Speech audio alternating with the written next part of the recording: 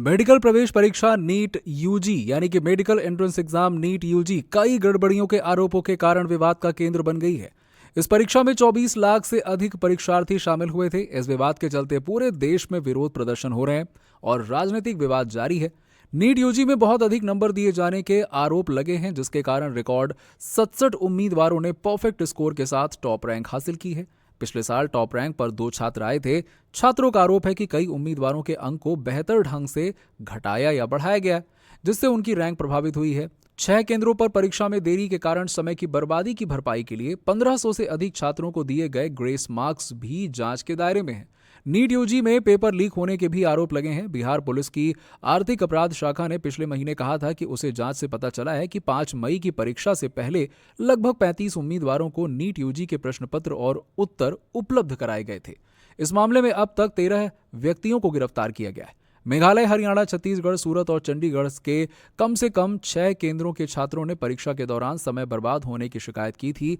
इन स्थानों पर छात्रों को प्रशासनिक कारणों जैसे कि गलत प्रश्न पत्र का वितरण, फटी हुई ओएमआर शीट या ओएमआर शीट के वितरण में देरी के कारण प्रश्न पत्र हल करने के लिए पूरे के पूरे 3 घंटे 20 मिनट का समय नहीं मिला। नेशनल टेस्टिंग एजेंसी द्वारा गठित एक समिति ने इस मामले की जांच की और उम्मीदवारों की समय की बर्बादी की शिकायत को लेकर 2018 के फैसले में सुप्रीम कोर्ट द्वारा तय किए गए फॉर्मूले का उपयोग करने का फैसला किया। समय के नुकसान का पता लगाया गया और ऐसे उम्मीदवारों को ग्रेस मार्क्स दिए गए। सुप्रीम कोर्ट ने कहा कि नीट यूजी 2024 की पवित्रता प्रभावित हुई है, लेकिन उसने एडमिशन के लिए काउंसलिंग प्रक्रिया पर रोक लगाने से इनकार कर दिया। कोर्ट ने कहा है कि अगर उम्मीदवार फिर से परीक्षा नहीं देना चाहते हैं तो उनके पहले के अंक ग्रेस मार्क्स घटाकर परिणाम दिए जाएंगे। फिर से होने वाली परीक्षा के परिणाम 30 जून को घोषित किए जाएंगे तथा एमबीबीएस, बीडीएस एवं अन्य पाठ्यक्रमों में एडमिशन के लिए काउंसलिंग 6 जुलाई से प्रारंभ होगी। प्रधानमंत्री जी को बड़ा शौक है, जब छात्रों की परीक्षाएं होने लगती हैं तो परीक्षा पे चर्चा कराते हैं।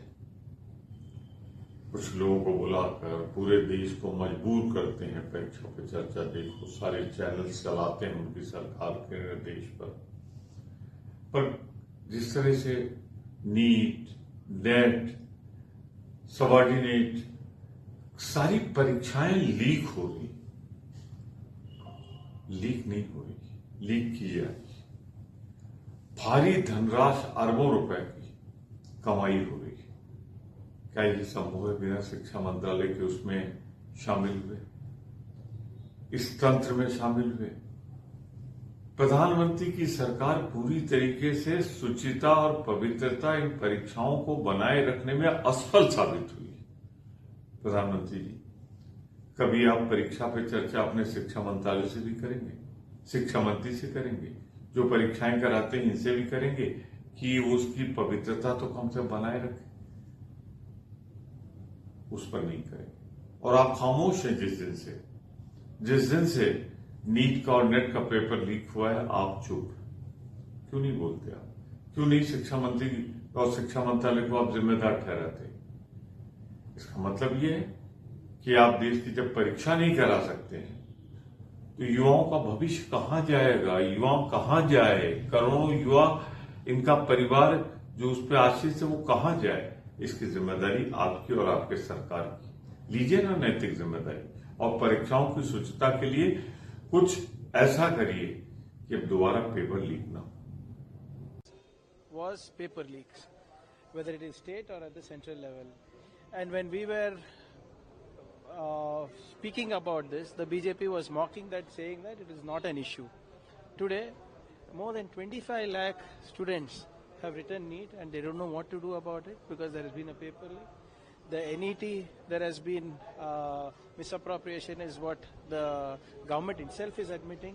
4 people have been arrested in Bihar and they have told that the NEET paper has been leaked. So the ministers and the Prime Minister need to answer the people, right? They need to answer the students. Lakhs, crores of students today are on the street. प्रधानमंत्री को परीक्षा पे चर्चा करने का बहुत interest है, तो इस बार परीक्षा पे चर्चा हो जाने दीजिए। नीट परीक्षा पे